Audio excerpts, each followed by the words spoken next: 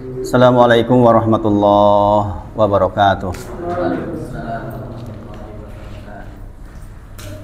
Alhamdulillahirabbil alamin.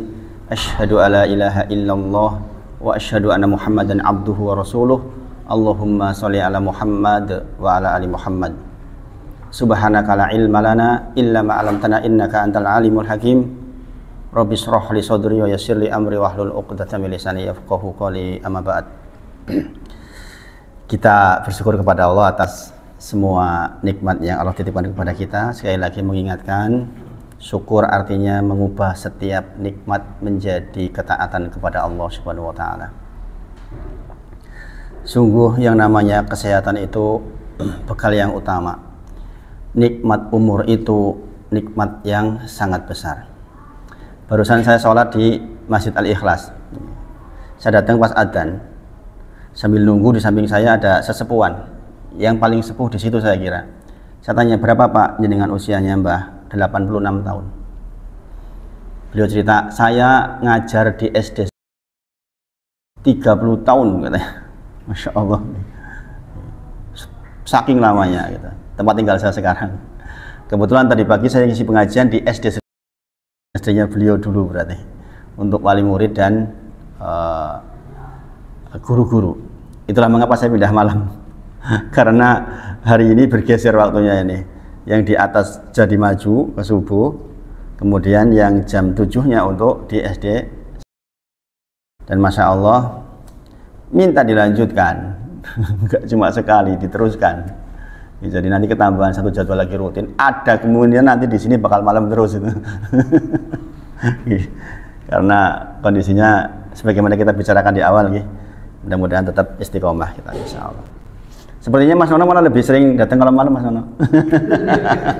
Lebih bisa itu. Ya kita bersyukur ya atas nikmat umur. Bayangkan 86 tahun. Apa resepnya sampai tua, Mbah? Kata dia, selalu memperbaiki niat setiap hari untuk berbuat baik katanya. Itu. Kemudian saya ingin selalu berbakti kepada Allah. Itu Masya Allah. Jadi sederhana tapi sesuai dengan apa yang kita bicarakan. 86 tahun masih bisa sholat di masjid, kondisinya tegak, maksudnya itu dia hampir selalu saya kalau sholat di situ ketemu beliau. Masya Allah. Kita belum tentu kan sampai umur begitu. Betapa beruntungnya beliau, karena selisih 1 tahun saja kita sama-sama tahu, kita sudah belajar bahwa selisih 1 Ramadan artinya bisa selisih 83 tahun. Kalau kita masuk malam qadar dalam kondisi beribadah kepada Allah. Maka sungguh orang-orang seperti itu orang-orang yang sangat beruntung di sisi Allah insya Allah. Saya tanya, teman SD-nya jenengan masih ada yang hidup Pak? Enggak, sudah habis. Orang ndak kok, orang ndak konco. Orang ndak konco ya, subhanallah ya, Masya Allah. Kita berharap betul kita termasuk yang diboleh oleh Allah agar setiap nikmat umur ini detik demi detiknya kita bisa manfaatkan sebaik mungkin. Sebagaimana kita pelajari di awal bahwa Imam Jauzi rahimahullah ta'ala mengatakan, jikalau engkau termasuk orang yang tidak tahu kapan dipanggil, kapan datang kematian, maka kewajibanmu adalah mempersiapkan agar dipanggil setiap waktu. Kita siap, kan itu. Sebagaimana saudaranya Mas Wan kita belajar, ternyata 30 tahun tetap diambil, pokoknya siap. Pokoknya siap. Kita juga sudah bacakan beberapa kisah para salafus soleh ketika menjelang meninggalnya. Jadi sekali lagi bersyukur kita kepada Allah, benar-benar bersyukur, yaitu dengan merubah setiap kenikmatan menjadi ketaatan kepada Allah Subhanahu wa taala. Maklum kita di dunia selalu dengan kesibukan-kesibukan. Tapi jangan sampai kesibukan kita membuat kita tidak beribadah kepada Allah Subhanahu wa taala. Baik, kita lanjutkan kita tamasa ke negeri akhirat. Kita sampai di bab jauh berangan dan melalaikan akhirat.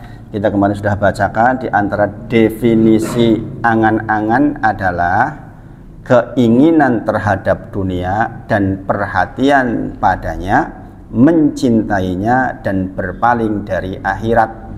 Karena itulah Rasulullah Shallallahu Alaihi Wasallam bersabda, awal umat ini menjadi baik dengan zuhud dan keyakinan, sedang akhir umat ini dimusnahkan oleh kebakhilan dan angan-angan. Nanti jangan akan tahu makna hadis ini setelah kita bacakan bawahnya. Jangan bersabar. Mungkin ini terkesan kayak puitis banget, tapi ini maknanya sungguh dalam. Diriwayatkan dari Abu Darda radhiyallahu anhu bahwa dia berdiri pada tangga Masjid Damaskus lalu berkata, "Wahai penduduk Damaskus, tidakkah kalian dengar dari seorang saudara kalian yang memberi nasihat? Sesungguhnya orang sebelum kalian mengumpulkan banyak orang, mendirikan bangunan-bangunan dan berangan-angan jauh sekali, lalu jadilah perkumpulan mereka sebagai kebinasaan, bangunan mereka sebagai kuburan dan angan-angan mereka sebagai tipu daya." Ini adalah kisah kaum Ad, telah memenuhi negeri dengan penduduknya, harta, kuda, laki-laki, perempuan. Siapa yang membeli dariku sekarang ini, maka saya biarkan mereka dengan harga 2 dirham sambil bersenandung, "Hai yang punya banyak angan sekalipun mustahil, namun yakin bakal mendapatkan angan muluknya, kapan kau berhasil menggapai harapan? Duh celaka, hingga kau tak percaya dapat meraih dengan sahaja." Puitis banget ya. Nggak bisa langsung dipahami segera. Ini kalau jenengan kemudian merujuk ke Al-Quran tentang kisah kaum Ad, jenengan tahu mereka kaum yang diberi sesuatu yang lebih dibandingkan kaum yang lainnya. Awake gede sehat. Kalau zaman sekarang ya teknologinya luar biasa, jauh lebih maju dibandingkan kaum-kaum yang lain. Kemudian mereka dengan semua itu, dengan kekuatannya, dengan teknologi yang Allah timpakan kepada dia, kemudian mereka mengumpulkan orang-orang, membuat peradaban, membuat bangunan-bangunan hebat, sampai sekarang masih ada sisa-sisanya.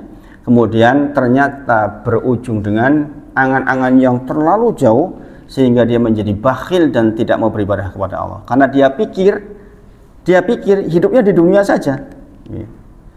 Bahkan mereka mengatakan, segerakan mana dari Tuhanmu siksanya, di dalam Quran surah Hud, sebagaimana kita sudah bahas bersama di dalam kisah tentang istighfar. Quran surah Hud ayat 52. Wa ya qaumi istaghfiru rabbakum tsumma tubu ilaihi. Seharusnya kalian meminta ampun kepada Allah. Jangan malah minta disegerakan siksa. Subhanallah. Kita tahu akhir dari kaum Ad kemudian dihancurkan oleh Allah Subhanahu wa taala. Ini karena angan-angan. Sekali lagi karena angan-angan. Jauh angan-angan.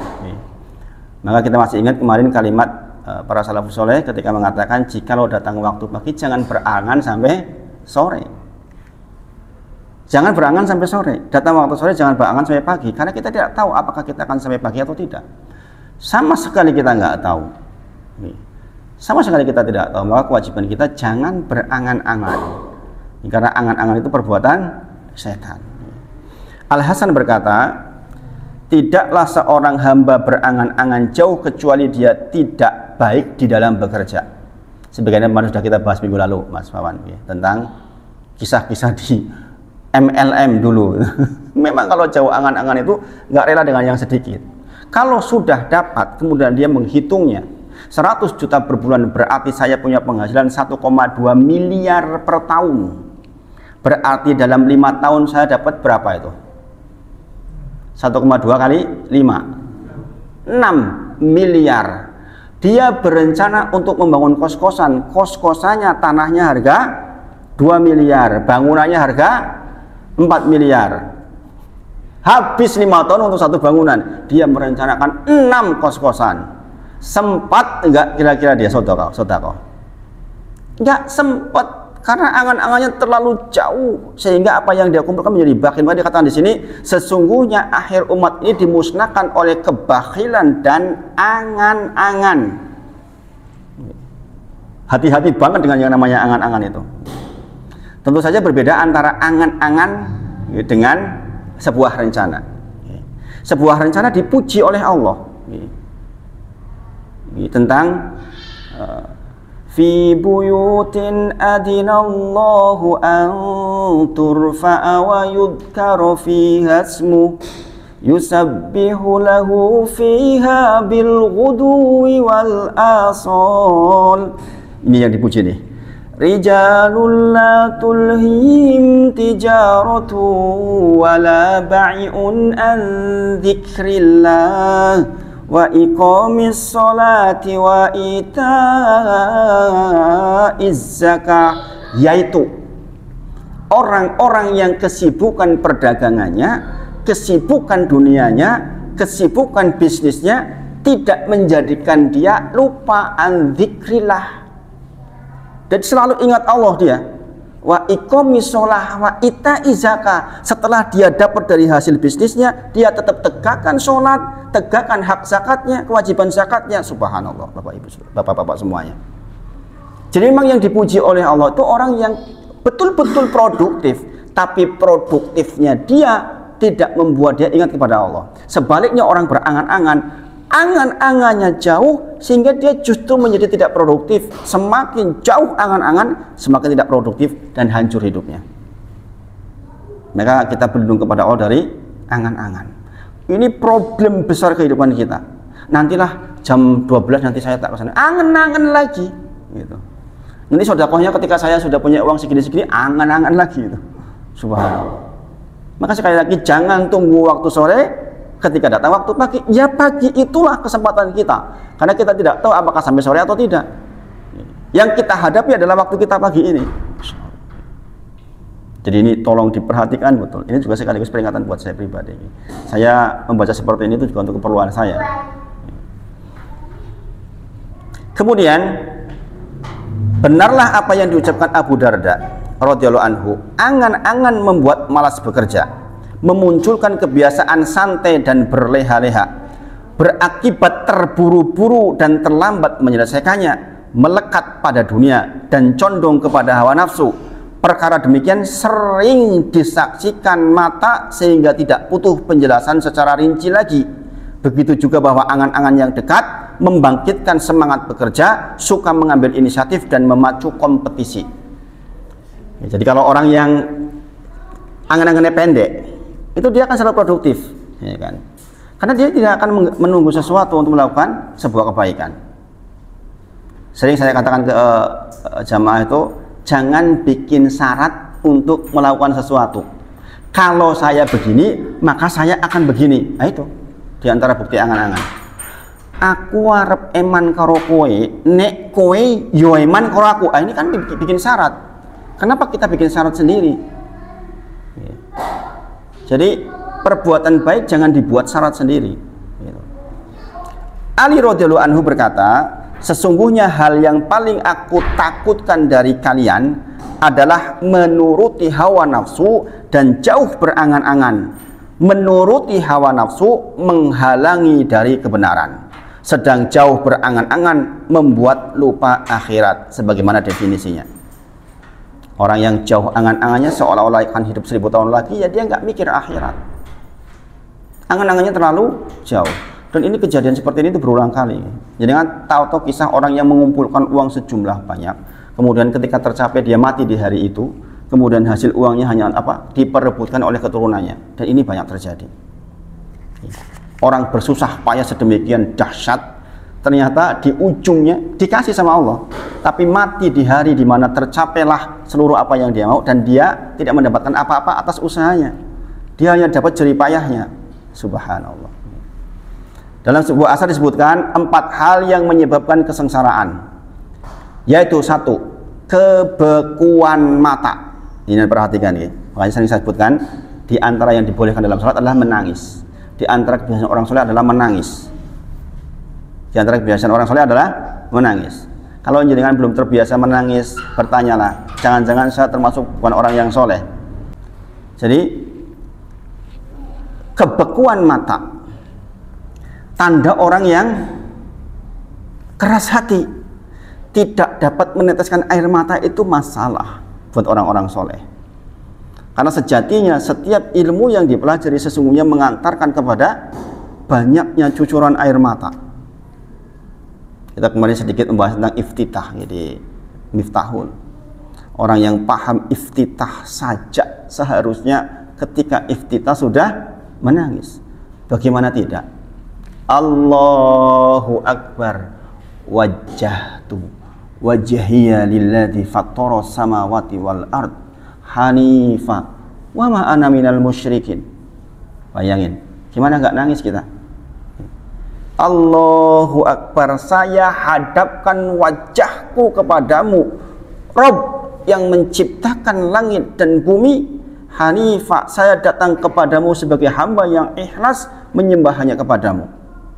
Bayangin, kita kan bawa problem tuh kadang-kadang ke sholat, Tapi ketika kemudian kita serahkan wajah kita kepada Allah, saya sekarang betul-betul menyerahkan seluruhnya kepadamu ya Allah. Saya menghadap kepada Engkau ya Allah.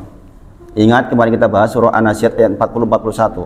Wa amma man khafa maqama rabbih wa nahan nafsa 'anil hawa. Yaitu orang-orang yang takut ketika nanti berdiri menghadap Rabb-nya. Berdiri apa duduk? Berdiri.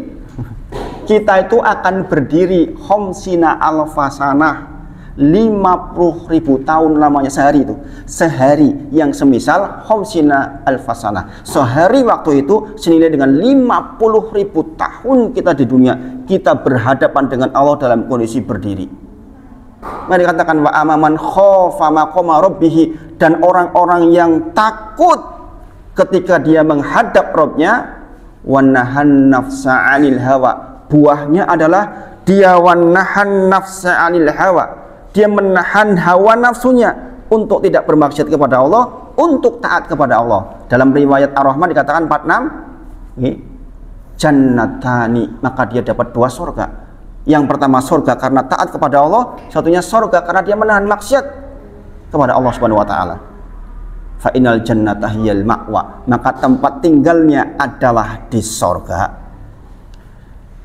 Bayangin, baru kita baca iftitah, normalnya kita menitekan air mata kalau jangan sholat sendirian, demi Allah. Jangan bangun sendirian sholat malam, mungkin istri nggak bangun, jangan nggak nangis juga kebangetan. Kan jangan benar-benar menghadap ke Rabb panjenengan tuh, sendirian ambil air wudu, ya Allah, saya ngadep ke jenengan. Makanya dikatakan malam itu memang lebih mendekatkan hati kepada Rabb kita. Bismillah. Saya minum sendiri ini ya. Bismillah.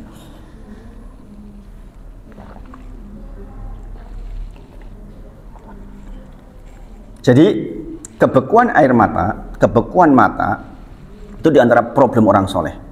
Kalau panjenengan termasuk yang susah menitikkan air mata, coba koreksi. Jangan-jangan saya termasuk orang yang kurang banyak mempelajari ilmu. Karena semakin kita berilmu, semakin banyak kita menitikkan air mata.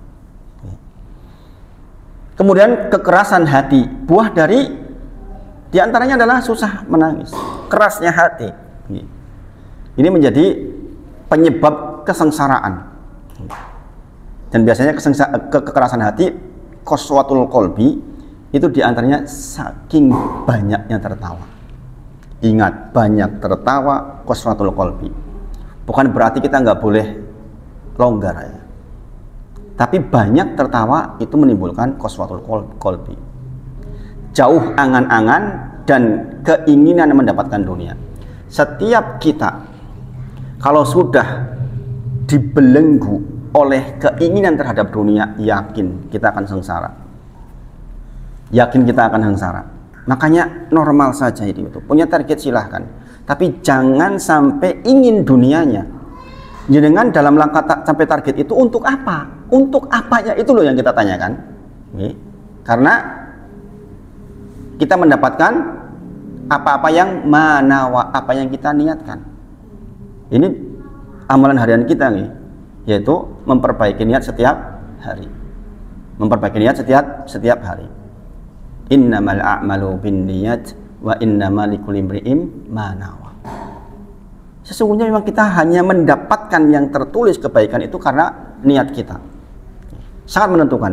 Niat itu menentukan baik dan buruknya amal. Niat itu menentukan diterima atau tidaknya amal. Niat itu menentukan sah atau tidaknya amal. Niat itu membedakan antara satu ibadah dengan ibadah yang lain. Sama-sama 2 rakaat, satunya qobliyah subuh, satunya subuh, bergantung kepada niatnya. Sama-sama mandi, satunya mandi besar, satunya bukan, gara-gara niatnya. Ya enggak? Rujukan itu secara asal kan mandi besar itu. Definisi mandi besar adalah sailanul ma' ala jami'il badani, mengalirnya air kepada seluruh badan. Tapi ada khususnya, biniyatin maksuso, dengan niat yang khusus. Podo-podo teles ning beto, gara-gara niat. Gara-gara niat. Jangan perhatikan, ini kalimat-kalimat berikutnya itu menakjubkan.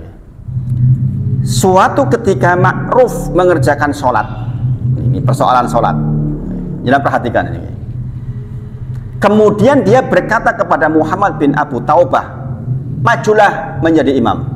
Maka Muhammad bin Abu Taubah menjawab, jika saya sholat dengan kalian pada sholat ini, maka saya tidak sholat dengan kalian pada sholat lainnya. Ini angen-angen tuh berarti, ya enggak? Ini angen-angen. Belum juga sholat lainnya, sudah mikir sholat lainnya ini. Maka kemudian dijawab, ma'ruf menimpali. Dan engkau berbicara kepada dirimu bahwa engkau akan mengerjakan sholat yang lain, kami berlindung kepada Allah dari ketinggian angan-angan karena ia menghalangi kebaikan perbuatan. Paham maksudnya? Memangnya kau harap tekan sholat engkau kui, kok kui ngomong-ngomong sholat engkau kui, itu paham maksudnya? Kita tuh nggak tahu 5 menit ke depan aja kita nggak tahu. Kok angan-angan sing warna-warna? Apa yang bisa kita lakukan sekarang? Seolah-olah dia memberikan syarat. Yang aku sholat saiki, engkau aku sholat bareng kowe. Paham ya? Gitu. Kemudian dikatakan kepada Ibrahim bin Isa, bagaimana kamu melalui pagi hari? Ini perhatikan, orang-orang soleh itu luar biasa. Dia menjawab, saya melalui pagi hari dalam keadaan ajal berkurang, perbuatan dicatat, kematian di pundak kami, dan kiamat dari belakang kami, sedang kami tidak tahu apa yang Allah lakukan terhadap kami. Jadi kan nggak tahu perbuatan Allah, betul nggak? Jadi kan nggak tahu perbuatan Allah terhadap jenengan setiap paginya, kita nggak tahu. Maka dia katakan, yang saya tahu kalau saya ketemu pagi berarti ajal saya berkurang, waktu hidup saya berkurang. Itu yang pasti. Kemudian amal dicatat. Sampai pun kalimat yang kita keluarkan, kita nggak bisa bersembunyi terhadap kalimat sudah terlanjur keluar. Subhanallah. Orang yang paham begini ini kan hati-hati banget tuh hidup. Kita tahu persis setiap kalimat kita, setiap perbuatan kita dicatat dengan detil. Subhanallah. Kematian di pundak kami, berarti kita tuh sedang memikul kematian setiap waktu sesungguhnya. Ya enggak? Setiap waktu bisa dicabut. Bagi zaman sekarang, di antara mode transportasi yang paling banyak menjadi wasilah pencabut nyawa itu motor. Ya kan? Motor. Jadi kan lihat, kalau musim mudik, berapa jumlah orang meninggal di atas motornya? Kadang-kadang sampai 3.000, 2.000 ya enggak? Karena penduduk Indonesia banyak, ketok etlongewu sithik. Ya enggak? Padahal mokeh tenan itu. Kita nggak tahu. Boncengan istri anak berdua tahu-tahu beres hilang kabeh. Subhanallah. Maka kita tuh memikul di pundak kita kematian sesungguhnya setiap waktu. Saya kadang-kadang kita kalau nggak diingatkan begini nggak sadar. 14 pikiran ini aku terus. Jadi kan yakin nggak sampai besok? Yakin nggak sampai besok? Yakin nggak sampai minggu depan? Kita tuh nggak sama-sama nggak yakin sampai minggu depan. Maka jangan pernah berpikir angen-angen dari ngarep. Subhanallah. Dari Salamah bin Bashir bahwa Abu Hurairah radhiyallahu anhu menangis dalam sakitnya. Maka ditanya, Abu Hurairah loh. Jangan tahu nih siapa dia. Menangis di dalam sakitnya. Kemudian ditanya, apa yang membuatmu menangis, wahai Abu Hurairah? Dia menjawab, saya menangis karena jauhnya perjalananku, sedikitnya perbekalanku, dan saya naik turun menuju surga atau neraka. Saya tidak tahu kemanakah akhir perjalananku. Bayangin, ini orang yang sudah sangat dahsyat. Kita ketahui reputasinya saja. Ketika sakit dia masih merasa jauhnya perjalananku. Saya naik turun ke neraka atau surga dan saya tidak tahu kapan, di mana saya akan bermuara, di surga atau di neraka. Subhanallah. Kalau dia saja masih takut seperti itu, lah kita itu siapa? Ya enggak? Pede banget gitu. Pede banget urusan dunia terus. Subhanallah. Ini saya tidak sedang mengajari jenengan jadi futur di dalam kursi dunia nih. Jangan terus balik bingung terus jadi futur. Justru orang yang seperti itu jadi semangat dengan dunianya, tapi tidak angen-angen maksudnya. Sekarang produktif, sekarang produktif, sekarang produktif, sekarang produktif, itu maksudnya. Nggak nunggu-nunggu untuk berbuat kebaikan. Hatim berkata, tidak terlewat setiap pagi kecuali setan berkata kepadaku, dan ini juga pada panjenengan. Ini bisikan setan kepada jenengan juga nih. Cuma jenengan karena dulu belum belajar jadi nggak tahu. Sekarang jadi tahu. Tidaklah lewat suatu pagi kecuali setan pasti berbisik kepadaku. Pertama, apa yang akan kamu makan hari ini? Ya enggak? Kita kan khawatir dengan apa yang kita makan. Ya enggak? Aku pangan apa dino iki? Hasil panganku saka ngendi iki? Kan begitu yang meliputi kita, ya enggak? Padahal ya wis pirang tahun-tahun begini tetap mangan toh. Ya enggak? Pernah enggak jenengan 5 hari enggak makan? Mati gitu. Ya enggak? Kemudian, dan apa yang akan kamu pakai? Aku kelambi ndi? Aku satu kelambi apa ora? Sindi pakaian apa ora? Kemudian, dan di mana kamu akan tinggal? Apa dijawab oleh dia? Dia menjawab, bisikan setan itu. Saya akan makan kematian, kata dia. Hanya dia akan selalu mengingat kematian. Kemudian memakai kain kafan dan tinggalku di kuburan. Supaya apa? Memotivasi diri bahwa sebentar lagi itu ya saya ke sana. Nggak kangen-kangen jauh maksudnya, paham ya? Pakaian yang saya pakai kain kafan. Kemudian tempat tinggalku kuburan. Nek jenengan biasa kaya ngono, jenengan kira-kira efektif nggak hidupnya? Mas Wawan isu-isu, dino iki aku mangan kematian. Coba Mas Wawan. Kelambiku kain kafan, tempat tinggalku kuburan. Kira-kira jenengan mau jahat sama orang nggak? Kira-kira kalau mau bekerja efektif nggak? Jadi efektif karena saya butuh sangu untuk di situ. Sholatnya kira-kira khusyuk nggak? Ya jelas lebih khusyuk karena saya tahu yang jadi cahaya di kuburan ya sholat saya. Bayangin. Kalau kita jawab seperti itu kan kita jadi produktif, bukan malah jadi ngelokro. Sebaliknya kita jadi sangat efektif karena tahu persis kita butuh dengan perbuatan kita dunia yang baik-baik sehingga kita dapat di sana kebaikan. Itu maksudnya. Praktikan Pak Supri. So ditakoni bojone, jenengan mau kambi apa lagi? Kain kafan. Itu. Kita diajarkan sebegini lembutnya oleh orang-orang soleh. Masya Allah. Kalau kita nggak belajar begini, lalek dengan dunia kita. Gimana Jono? Sibuk bekerja, kalau nggak ingat-ingat yang beginian repot masuk. Kita tahu-tahu habis waktu nggak ingat, nggak zikrullah. Berapa kali jumlah hari ini saya istighfar? Kita udah belajar tentang istighfar sedemikian dahsyat. Tahu-tahu lewat hari Al-Quran nggak nambah. Tahu-tahu lewat hari nggak baca Al-Quran. Tahu-tahu lewat hari nggak sedekah 1.000 rupiah pun, subhanallah. Kita tuh nggak bisa balik ke hari itu lagi loh. Apa yang sudah terjadi kemarin ya sudah tercatat, sudah diangkat pena untuk hari itu, pindah ke hari ini.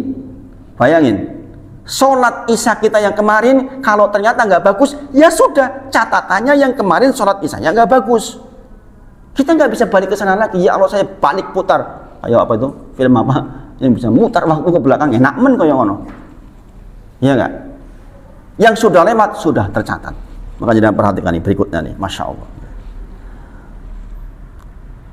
Kemudian dia juga pernah berkata, tetaplah berhikmat terhadap junjunganmu, maka dunia datang kepadamu dalam keadaan terpaksa dan surga datang dalam keadaan rindu.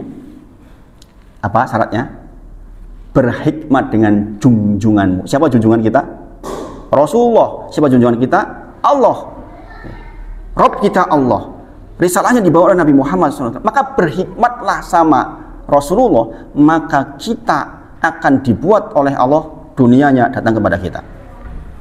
Kita sudah pernah bahas kemarin tentang sabda Nabi Muhammad SAW yang ketika man barang siapa kanatil akhiratu hammahu, menjadikan akhirat sebagai angen-angennya, maka ja'alallahu ghonahu fi qalbihi, maka akan dijadikan di hatinya kekayaan. Wa jama'alahu samlahu, dan akan diberi kekuatan terhadap apa yang dilakukan itu. Kok yo kuat, tangi wengi kok yo kuat, sholat kok yo kuat, duduk di majelis yang kuat. Memang Allah yang kasih itu. Barang siapa yang menjadikan akhirat angan-angannya, memang akan dikasih kekuatan oleh Allah seperti itu. Jangan heran kok ada orang kuat sholat malam 3 jam. Kalau jenengan memang tujuan akhirat dibuat sama Allah seperti itu, dikatakan apa? Wa jama'alahu samlahu. Memang Allah akan kasih energi untuk bisa lakukan itu. Jadi kalau kita belum seperti itu, jangan-jangan kita memang masih dunia orientasinya. Paham sampai di sini? Kemudian wa atat hudunya wahya rohina, dan dunia akan dibuat datang kepada dia pada kondisi wahya rohina, dan dia dalam kondisi terhina menghadap kita. Jangan pegang ini. Dunia akan datang kepada kita dengan cara terhina. Waman kanatil dunya hammahu, barang siapa yang dunia menjadi hammahu, angen-angennya, maka ja'alallahu faqrahu baina ainaihi, maka akan dibuat selalu kemiskinan di kedua matanya. Sebagaimana saya ceritakan, orang sudah penghasilannya 100 juta kok isi miskin. Ini fakta loh, bapak-bapak semuanya, bukan cerita kosong. Sebagaimana saya ceritakan jenengan, saya ketemu teman penghasilan 50 juta, dia mengatakan, wah saya kira apa larang ya, subhanallah, 50 juta prestasi sing apa larang, sing dituku apa. Itu nyata, itu nyata. Apalagi yang di minyak luar negeri itu 70-80an juta. Tapi ketika ketemu, wah ya kok perlu tuh sebuah larang, biaya pendidikan anakku larang. Ya iya, sebulan anak pendidikannya 7 juta. Subhanallah, saya nggak pernah tahu gue anak saya itu sekolah ke anak bulan tuh 8 juta. SPP-nya Pak Supri sebulan 8 juta. Pendidikannya jenis opo, terus makanannya opo, itu saya juga bingung. Itu masih dikirimi uang untuk Gojek, GoFood. Subhanallah. Nek ngono penghasilan 50 juta dadi cilik sebab anake telu 8 YouTube itu 4 wis separo hilang. Subhanallah. Jadi dikatakan wa man kanatid dunya hammahu ja'alallahu faqrahu baina ainaihi wa faraqa alaihi samlahu, dan Allah akan membuat jadi semangatnya hilang untuk beribadah. Oh, mengerikan kan? Memang Allah akan cabut semangatnya untuk beribadah ketika memang orang-orang yang menginginkan dunianya. Ora iso nang dalan kok dan pengen mampir, enggak. Karena apa? Wa faraqa alaihi samlahu, memang Allah cabut semangat untuk ibadahnya itu dihilangkan. Hati-hati kalau kita sudah merasa di atas motor aden kok bablas, hati-hati. Jangan-jangan kita lagi punya penyakit itu. Subhanallah. Boro-boro kok duduk di majelis lama, nggak kuat orang-orang begitu itu. Oh, foto iki sinau apa begitu. Bayangin ya. Walam ya'tihi minad dunya illa ma qadara lahu. Tidaklah dunia datang kepada dia kecuali apa yang sudah dicatat oleh Allah. Mbok nganti ngoyo koyo opo, ngeden koyo opo, tetap saja ma qadara lahu. Apa yang ditakdirkan untuk dia itu yang datang kepada dia, nggak akan nambah, Pak Supri. Sesibuk apapun dia. Subhanallah. Jadi sekali lagi, tolong ini diperhatikan betul, diperhatikan betul. Kemudian ini jangan perhatikan. Robi'ah istri Ahmad bin Abi Al-Hawawi berkata, tidaklah saya lihat salju kecuali ingat tentang lembaran-lembaran yang berterbangan. Nih, orang kalau udah belajar tuh begitu itu. Melihat salju saja yang ada di dalam otaknya apa? Kecuali saya ingat tentang lembaran-lembaran yang berterbangan. Jangan perhatikan, saya bacakan kisah. Lembaran-lembaran yang berterbangan itu apa? Menurut jenengan? Apa itu? Buku catatan kita nanti dibagi oleh malaikat dalam bentuk ditaburkan, bril itu seperti salju yang berterbangan, dan dia akan mendatangi setiap pemiliknya. Nanti dia akan menyaksikan di padang mahsyar. Kita berdiri kemudian ditebarkan oleh malaikat bermelayang-layang seperti salju, kemudian dia mendatangi setiap pemiliknya. Subhanallah. Makanya orang yang berilmu dikatakan Robi'ah, dikatakan tidaklah saya melihat salju kecuali yang ada dalam pikiran saya adalah lembaran-lembaran yang berterbangan. Maksudnya adalah saat dimana nanti kita dibagi buku catatan amal kita dalam bentuk lembaran-lembaran yang berterbangan.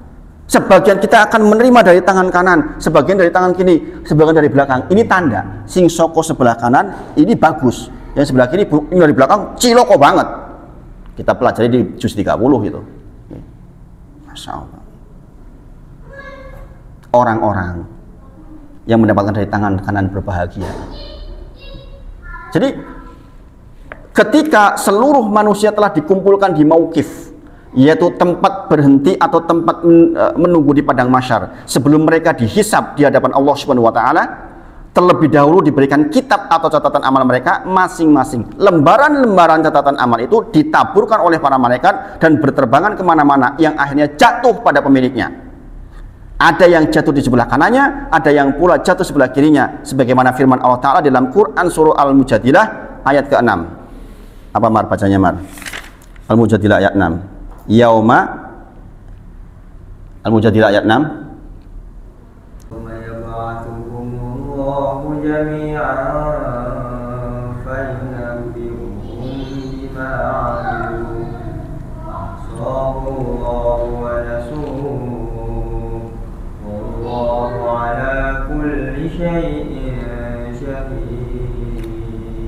Pada hari ketika mereka dibangkitkan oleh Allah semuanya, lalu diberitakan kepada mereka apa yang telah mereka kerjakan. Allah mengumpulkan catatan amal perbuatan itu padahal mereka telah melupakannya, dan Allah Maha menyaksikan segala sesuatu.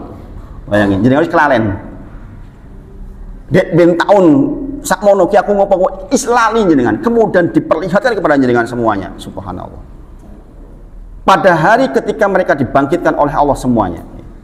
Imam Al-Qurtubi dalam kitabnya At-Tadhkirah memberikan satu gambaran tentang ketika catatan amal itu ditaburkan oleh para malaikat dan akhirnya jatuh pada pemiliknya, sementara timbangan amal telah dipasang.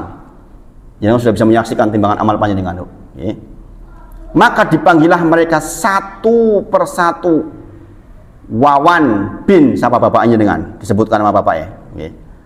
Pak Supri bin disebutkan, Wahid bin Tarmidi, bapak saya namanya Pak Tarmidi.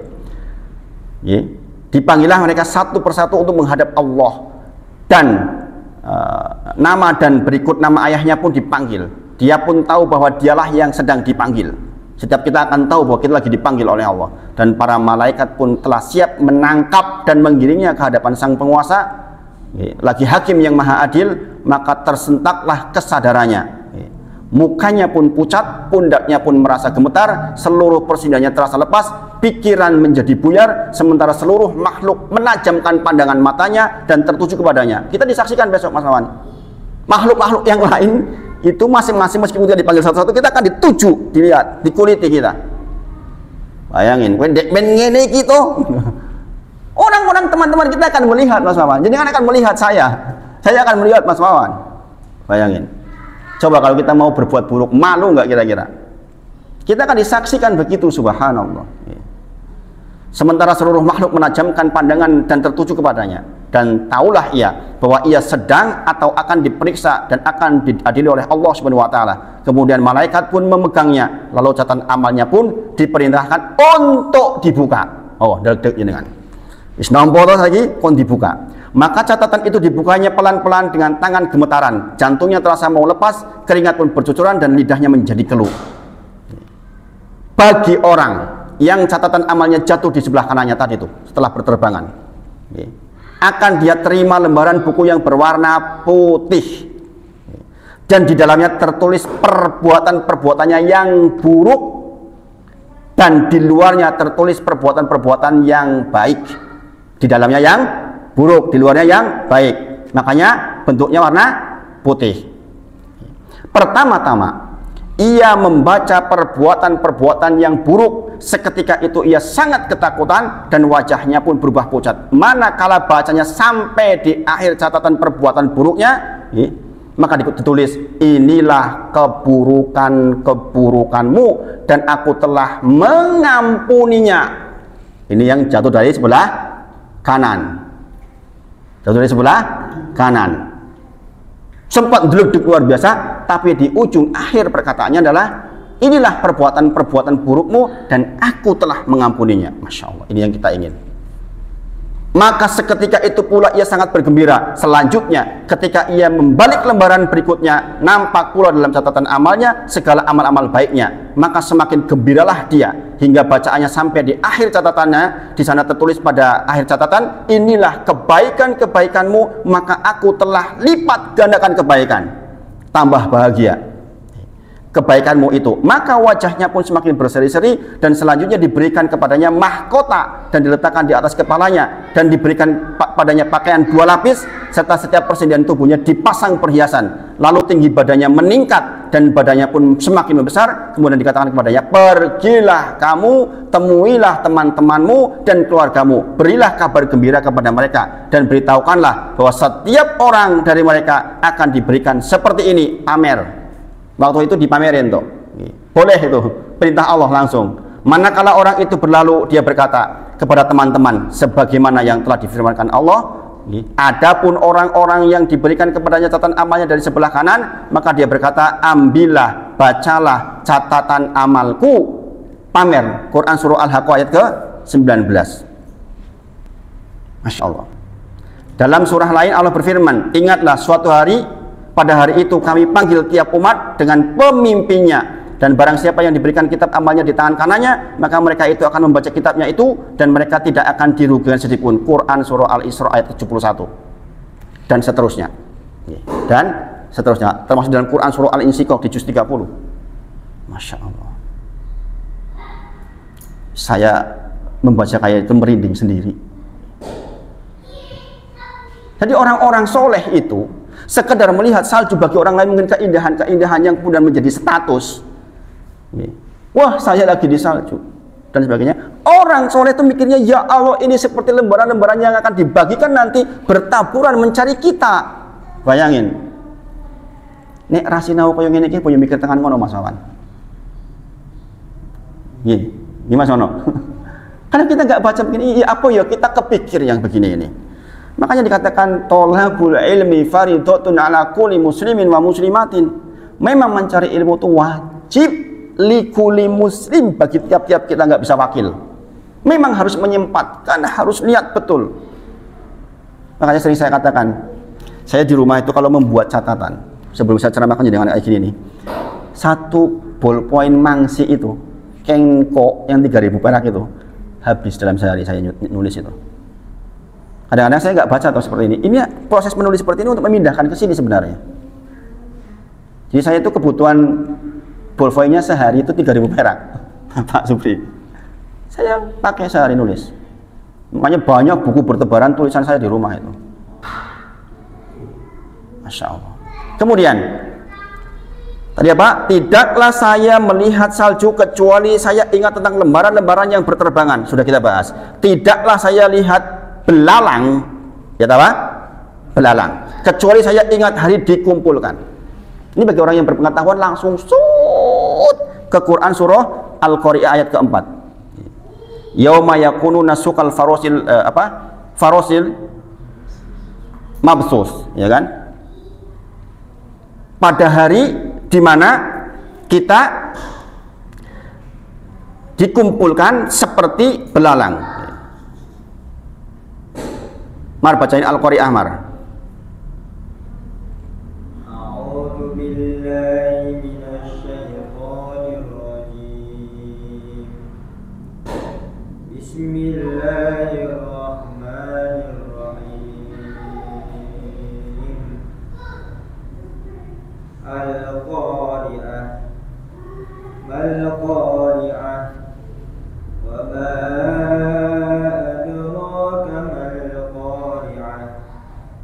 يوم يكون الناس كالفراش المبثوث وتكون الجبال كالعهن المنفوش فأما من ثقلت موازينه فهو في عيشة راضية وأما من خفت موازينه فأمه هاوية وما أدراك ما هي نار حامية. Bayangin Bapak Ibu. Yang perhatikan, guys. Orang soleh ngelihat belalang, ingat tentang ini. Al-Qari'ah, hari kiamat. Apakah hari kiamat itu? Tahukah kamu apakah hari kiamat itu? Pada hari itu manusia adalah seperti Aneh-aneh yang bertebaran, itu maksudnya. Seperti apa? Aneh-aneh yang berterbangan. Jadi kalau kita melihat itu, apa namanya itu? Belalang, atau yang semisal itu, apalagi di bulan-bulan tertentu muncul semua itu, apa namanya, laron. Seperti itulah keadaan kita nanti. Pada hari kiamat kita tuh seperti laron itu loh. Subhanallah. Jadi orang yang punya ilmu melihat laron saja mikir, ya Allah akan datang suatu masa seperti itulah keadaannya. Kok kita bisa santai sibuk dengan dunia kita? Tidak menjadikan akhirat sebagai visi. Kita nyari uang dikumpul-kumpulin, nggak mikir sedekah. Subhanallah. Kita bekerja punya target, gue bangun ini. Lah terus kapan kita menjadikan akhirat tujuan kita? Nunggu sugih banget, nunggu kekumpul kabeh. Subhanallah. Yo, kalau kita nggak mati duluan. Makanya pengingat seperti ini tuh dahsyatnya luar biasa. Dan ini hasil pembelajaran bapak-bapak semuanya. Nek jenengan nggak belajar lihat laron, ya wis dicikuk digoreng. Subhanallah. Dan tidaklah saya mendengar azan kecuali saya ingat panggilan kiamat. Kalau kita dengar azan sudah mikirnya kiamat, kira-kira berangkat nggak ke masjid itu kira-kira? Jadi ringan banget ke masjid masuknya karena nggak punya angan-angan warna-warna. Tek kuat kita. Allah sendiri yang menjadikan wasyamlahu akan wajama'a samlahu akan dikuatkan energi kita untuk bisa melakukan itu semua. Dan dia berkata, jadilah di dunia seperti burung yang jatuh sampai ajal menjemputmu. Burung ning dhuwur toh. Nek tiba ngisor ya wis, pengennya ya munggah meneh, iya enggak? Enggak pengen di situ terus, pengen enggak di situ terus? Kan enggak.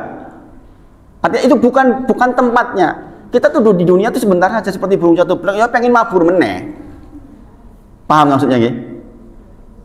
Jadi jangan sampai kita terjebak oleh dunia kita, subhanallah. Apalagi kok kita masih bertengkar dengan orang-orang, bermusuhan mikirin orang, mikirin ini, bertengkar ini, subhanallah.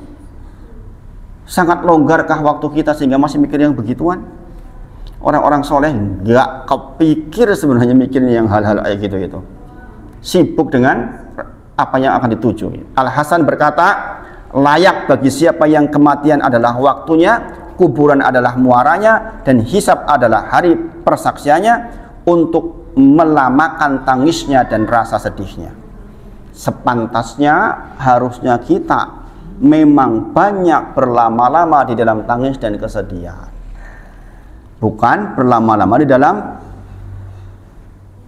guyon. Maka sering saya kata di antara profesi yang sebenarnya beresiko itu profesi yang bikin ketawa orang, karena akan mengeraskan hati, dan buktinya memang begitu kan akhirnya. Bukankah acara-acara seperti itu artinya bumbunya, mohon maaf, perempuan cantik, perempuan seksi, ya enggak? Maka kan memang akan dikuatkan di bidang itunya, ya toh, ya enggak? Kita dipaksa untuk melihat kadang-kadang kan lewat YouTube tahu-tahu ini. Dan ratingnya tinggi, Mas Jono. Pengen Sugi Sara itu nggak Mas Jono? Kita yang udah belajar kayak gini sebenarnya nggak tertarik lah. Kayak dosa miliar kan kaya ngono ya kita ya ora lah. Gini bang, sebutuh apapun kita. Kemudian Al-Fudail bin Iyad berkata, cukuplah Allah yang mencinta, Al-Quran yang menghibur, dan kematian yang memberi nasihat. Cukuplah rasa takut kepada Allah menjadi ilmu, dan kelengahan terhadap Allah menjadi kebodohan. Subhanallah. Cukuplah Allah yang mencinta. Kita tuh nggak butuh cinta-cinta makhluknya sebenarnya. Asal kita sudah dicinta sama Allah, cukup. Jadi nggak tahu cara dicinta oleh Allah apa? Quran surah Al Imran 31. Qul in kuntum tuhibbunallah, qul in kuntum tuhibbunallah fattabi'uni, kata Allah. Jikalau engkau merasa menjadi orang yang dicintai oleh Allah, maka syaratnya fattabi'uni, ikuti aku. Katakan seperti itu ya Muhammad kepada orang-orang tuh. Maksudnya suruh mengikuti Nabi Muhammad SAW.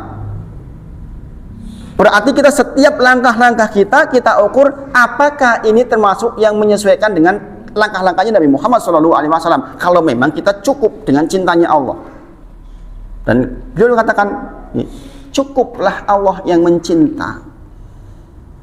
Kalau kita mengharapkan cintanya makhluk nggak ada habisnya. Sekali lagi dunia, Mas Wawan, Mas Fran. Kalau jenengan mengharapkan cintanya manusia, berarti kan jenengan harapannya dunia tuh. Memangnya ada orang yang sempurna mencintai kita? Nih, nggak ada. Ya nggak. Seneng banget kita elek sikit, balik pol-polan. Jebul. Ojo meneh kok wong liya, bojo lagi iso dipateni, ya nggak. Anake papat, dengar nggak tuh? Anake papat, berarti saling cinta nggak kira-kira? Saling cinta nggak? Masa anake papat terus saling cinta? Minimal pernah bercinta lah. Nyatanya punya anak 4, gara-gara kemudian bertengkar, subhanallah, anak kecil-kecil jadi korban di PKP. La ilaha illallah. Maka cukuplah Allah yang mencinta kita. Jadi cukuplah Allah yang mencinta. Al-Quran yang menghibur. Mas Jono begitu, Mas Jono di pondok itu punya potensi bully-bulian kayak gitu loh, terutama senioritas dan junior.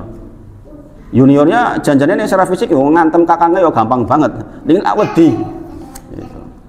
Karena punya kuasa. Dan ini tadi pagi saya ceramah di SD Sinwitan Wali, kepala sekolahnya menyampaikan hal itu. Sekarang lagi sangat marak persoalan itu. Sampai orang tua, sampai kepala sekolahnya mohon ya wali-wali semuanya mohon dengan sangat, tolong bantu kami. Ya itu. Tolong jangan sampai ada anak yang ke sekolah kurang alat tulisnya, karena pembulian bisa berangkat dari gara-gara nyili stip, nyili bolpoin, orang entuk, bar kuwi diantem, nangis, terus ngejaki koncone, ojo karo cah kayak nangisan, akhirnya jadi kelompok tersendiri, orang duwe konco iki. Gitu, Mas. Gitu itu. Subhanallah. Kemudian tadi saya ceramah di wali-wali itu. Subhanallah. Kemudian Al-Quran yang menghibur, ini kalimat besar. Jenengan kan butuh hiburan, katakanlah jenengan, oh saya nggak banyak menangis, saya butuh hiburan. Hiburannya Al-Quran. Kalau jenengan paham mau baca Al-Quran itu udah hiburan yang hiburannya itu. Nggak ada hiburan lebih indah dari Al-Quran, mustahil. Nggak percaya, lakukan jenengan baca beserta artinya.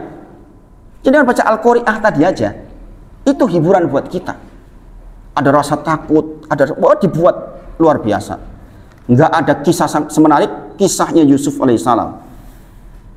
Nggak ada. Hanya saja kita itu nggak berinteraksi dengan Al-Quran, sehingga kalimat-kalimat kayak gini nggak nyambung, ya kan? Cukuplah Al-Quran sebagai hiburan, nggak nyambung. Hiburan itu dangdutan. Mengerikan kan? Hiburan itu nonton.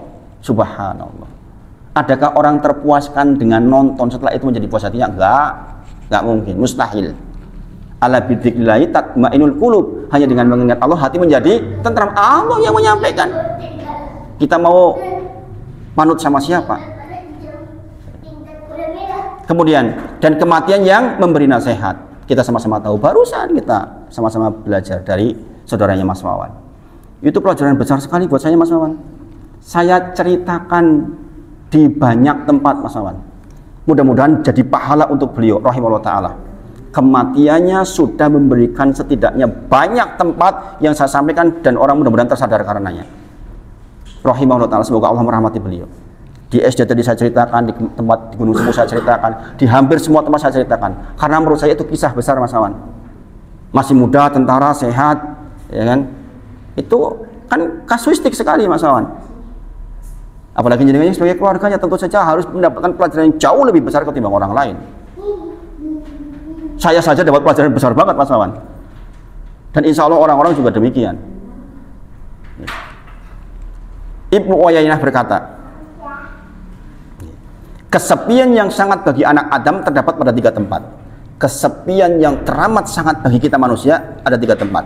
Pada hari dia lahir hingga ia keluar ke rumah mereka, pada malam dia tinggal bersama orang mati lalu berdampingan dengan mayat-mayat yang belum pernah dia lihat semisalnya, dan hari dia dibangkitkan kembali lalu menyaksikan pemandangan yang belum pernah sekalipun dia lihat. Semisalnya ada istilah gini, tahu istilah ngendelong nggak? Tiba-tiba hati kita kayak sepi banget, kok tiba-tiba kayak kosong sama sekali. Pernah nggak mengalami kayak gitu? Ya. Dan Bani Adam itu 3 tempat inilah keadaan kita akan sangat kosong. Kita tuh kayak nggak punya tenaga, tiba-tiba kok beleng gitu, rasanya koyo hilang, koyo ngambang rasanya gitu. Kalau jenengan tiba-tiba seperti kasus kematian, ditinggal kematian, tiba-tiba blik meninggal. Itu kan kita kayak kosong, beleng, seolah tuh kayak mimpi. Ya nggak Pak Pri? Pak Supri. Ada situasi kayak gitu itu. Dan 3 tempat itulah kita akan mengalami situasi seperti itu.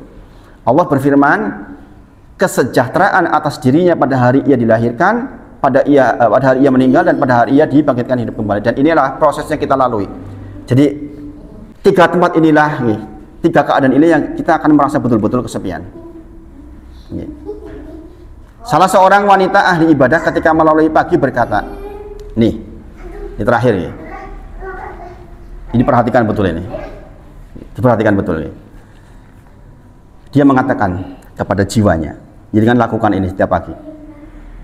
Hai jiwa hari ini, tolonglah aku. Pada hari ini barangkali kamu tidak melihat lagi terangnya hari selamanya. Paham maksudnya?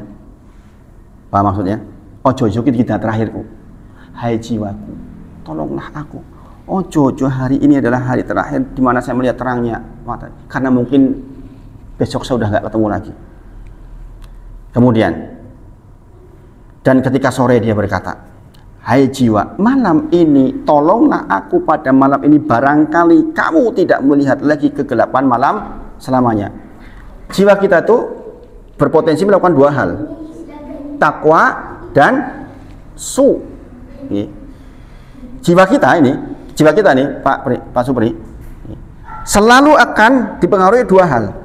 Was-was syaitan mengajak kepada keburukan, satunya mengajak kepada ketakwaan. Selalu seperti itu, ini bertengkar nih keadaan jiwa kita. Aku harap rapih opora, aku harap mangkat adan, harap mangkat opora, aku sedekah opora, aku nesu opora, kan begitu terus nih. Maka dia mengatakan, tolonglah jiwaku siang ini, jangan-jangan engkau tidak akan lagi bertemu dengan terang berikutnya. Kalau datang waktu malam, tolong malam ini tolong saya, maksudnya tolong supaya saya berbuat baik maksudnya. Jangan ajak-ajak saya maksiat, jangan-jangan ini adalah malam terakhir saya. Jangan berkata kepada jiwa panjenengan seperti itu setiap waktu. Bayangin, Masya Allah. Dan selalu dan dikatakan, hai jiwa,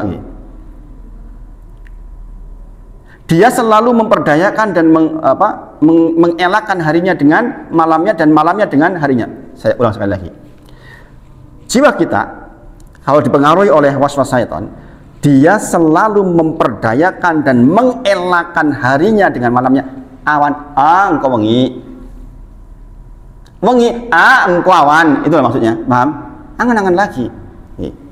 Dan malamnya dengan harinya sampai dia mati dalam keadaan seperti itu. Subhanallah. Dalam keadaan nggak berbuat apa-apa, dalam keadaan dia ngangen-ngangen tok. Mau berbuat apa nggak jelas. Subhanallah. Subhanallah. Kalau baca begini rasanya itu subhanallah. Kita tuh kayak dikuliti ya enggak? Selama ini kita hidup ngapain coba? Beruntung kita oleh Allah ditakdir seperti ini. Mudah-mudahan dilembutkan hatinya. Kita tuh belajar sholat, belajar apa saja.